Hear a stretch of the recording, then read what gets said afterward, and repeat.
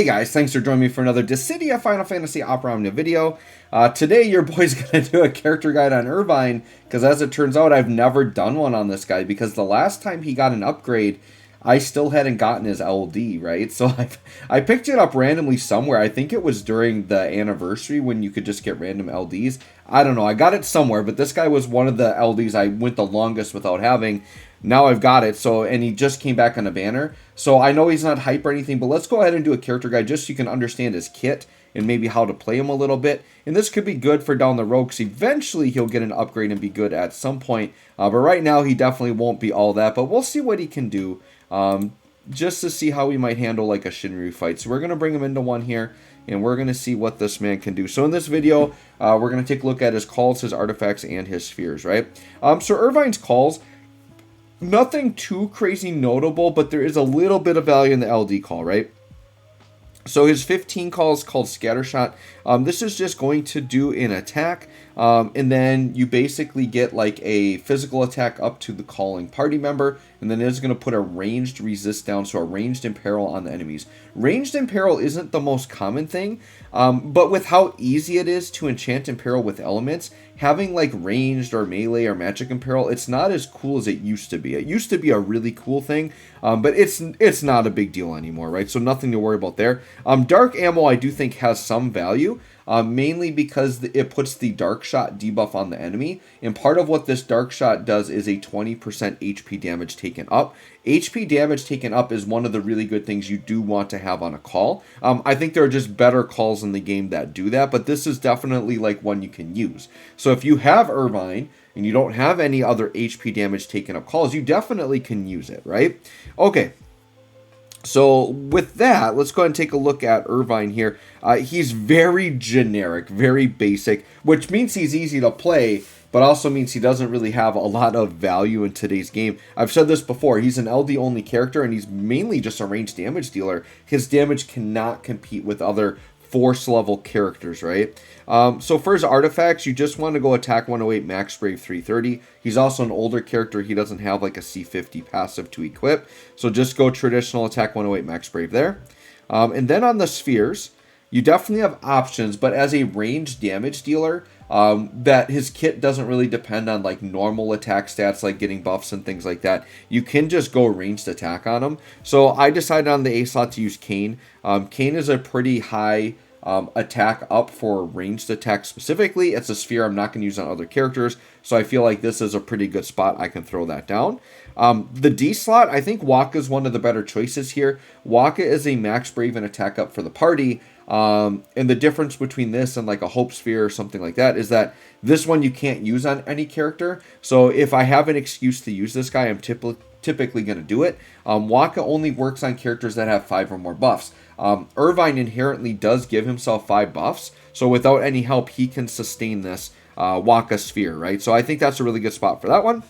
And then on the E slot, you have a lot of options. You could do the traditional like Emperor, Yuffie, that type of thing, to do like an attack up. But his own is actually a pretty good E slot for ranged damage. So anytime he inflicts a debuff, increase your own ranged attack. So I just kind of went ranged attack on him. But you could do the traditional like attack or brave damage type of setups.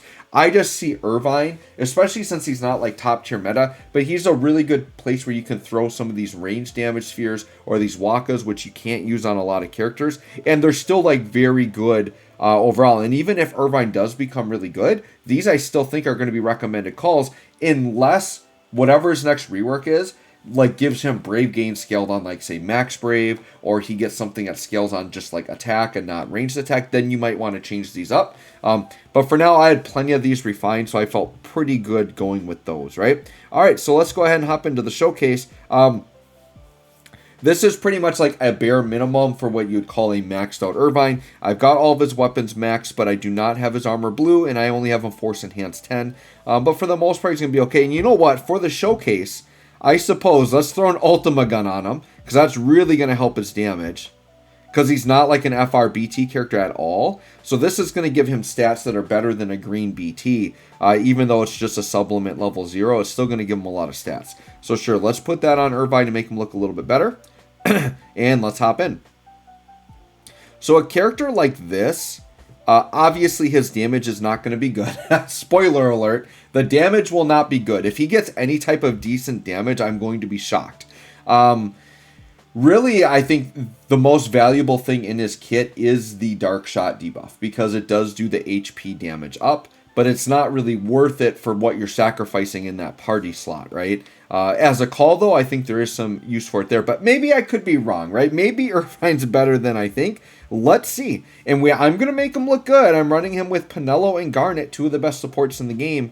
See what we can't do with a couple of nice BTFX up here, right? So let's do that. I'm not going to worry about running through a burst phase or anything, or a force time here or anything. Oh, did I use full burst? All right, we're going to restart the fight. I meant to use burst attack. I actually went into full burst mode there. We'll just hop in again. We don't want to do that. But we're going to get Garnet burst effect up, Penelo burst effect up basically immediately. And then we're just going to see some Irvine attacks. That's really all we're going to do. I suppose I could have thrown Luna Freya on him just to get him some more turns, right? So Irvine's pretty easy to play. All you really do is you just upkeep the LD buff.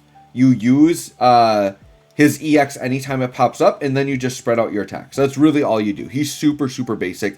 So let's go ahead and we'll go ahead and throw a call on here.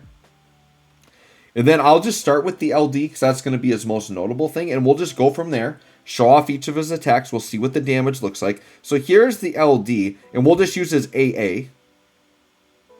It does do damage, 120k, which is basically nothing. Let's do the LD here, alternative shot. So the LD, okay, so here's what the LD, you notice we didn't even attack at all, right? So let's talk about what this does. It's a free turn. He gets 2 uses of a special attack called Dark Ammo, and 1 use of an attack called Pulse Ammo. And then he also gets a buff called the Path I Choose. And that's going to give him HP and attack up and Brave damage up. So then we have Dark Ammo and we've got Pulse Ammo. Now, he does have uses of this at start, so you could wait to use that up if you want to. But you see we got 3 Dark Ammos and 1 Pulse Ammo. I believe if you do the LD again, he would just get more uses of it. Let's see if they stack. We'll just test that right now. So I'm at 3 and 1.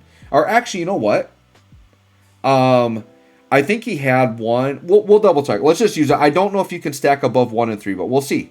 We'll just do it right there and see if we can stack above that. All right, so let's see. Yep, you can stack. So we've got 5 Dark Ammos and 2 Pulse Ammos. So if you want to just build those up, it's basically like you're loading ammo into a gun and then you're getting these attacks off, right? So let's go ahead and do a Pulse Ammo shot here.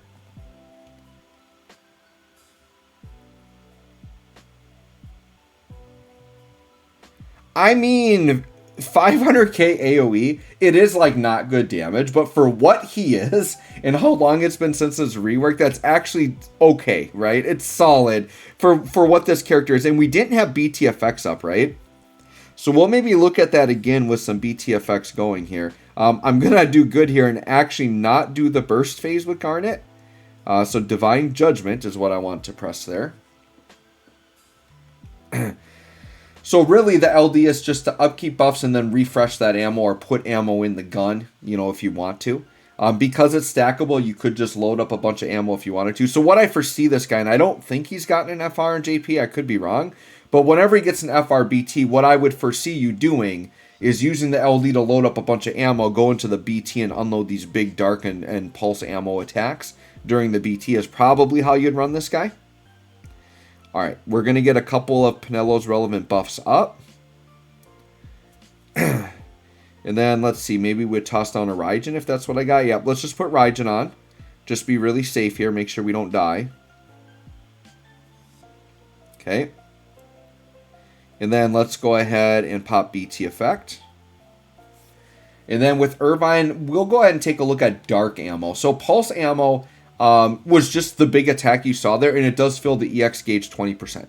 So it is a good EX charger. Dark Ammo will also fill the EX gauge by 20%. And this one's going to be another big attack. And it is going to put some debuffs on the enemy. So we're going to get a ranged resist down. We're going to get a speed down. And then it does refresh the Dark Shot debuff, or it gives us the Dark Shot debuff, which is the one that has that HP damage up, right? So let's go ahead and pop Dark Ammo here. Let's see what the damage looks like here. This is with BT effects up now. Okay, 800k. You know what? It's actually solid. His damage is not the worst. Especially considering how I have this guy built without blue armor. Now, we do have an ultimate weapon on, but I mean, that's what you got to do for these LD only characters. Like, you would want to do that, right? You would pretty much need to. We'll just go ahead and do a regular attack with Garnet here to pass turn. Penelo, I don't think we needed to do anything crazy with her. But the problem with Irvine is you have to compare him to other BTFR Echo characters like Tifa, right? Like Squall. That's what we're comparing to. And compared to those characters, he is not putting up the damage. Because to me, he's not worth a party slot just for the Dark Shot debuff. The Dark Shot debuff is cool and everything, but outside of that, what's he doing? He's just doing damage, and it's pretty mid, right? It's mid damage. We'll let Garnet go again. Alright. So I do kind of want to look at Pulse Ammo again. Actually, we'll do the EX in a minute. But I do want to look at, now that we have both BT buffs up, let me just take another look at Pulse Ammo here. So this one did like 570k. What is it going to do with the BT auras up?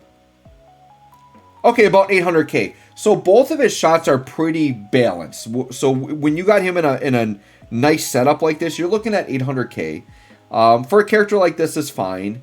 But, you know, when you're looking at actual legit damage dealers, they're doing like 1.3, 1.5 mil AoE, like that kind of damage. These single target characters are doing like 3 to 4 mil a shot. So his damage is super lacking.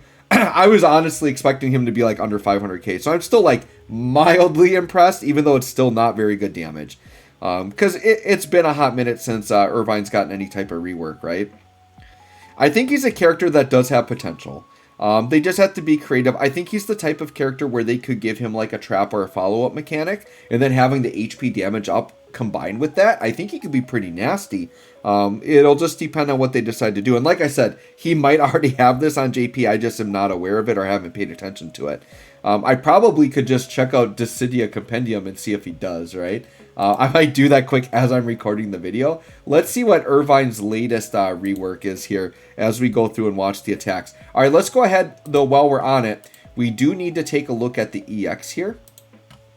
So let's take a look at the EX. So the EX here is called Armor Shot. Let's see what the damage looks like.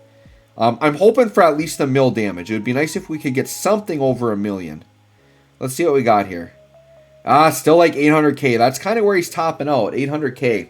So Armor Shot does the Brave HP attack. It does actually heal the party. So my boy's got a little bit of healing. Sure, we'll take that.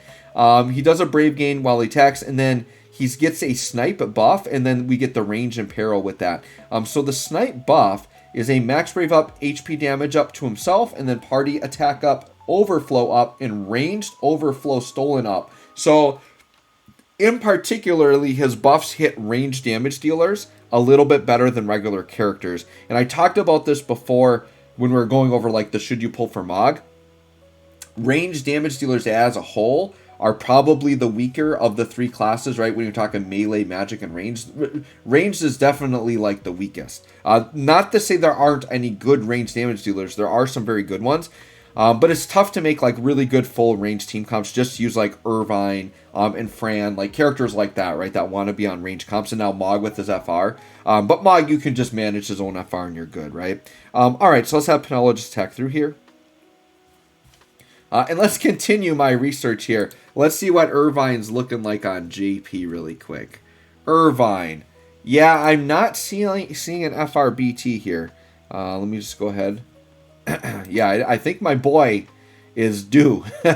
My boy here is due. Yeah, he does not have FRBT at all. So the positive spin to look at this, if you're an Irvine fan, the longer it takes for the upgrade to come, the better he's going to be, right? The only thing is you don't want the Thancred syndrome, where you're like the last unit in a meta before a new meta drops, which very likely could be the case right here with my boy Irvine. We'll have to wait and see. All right, well, let's look at some of his other attacks. So we did the LD.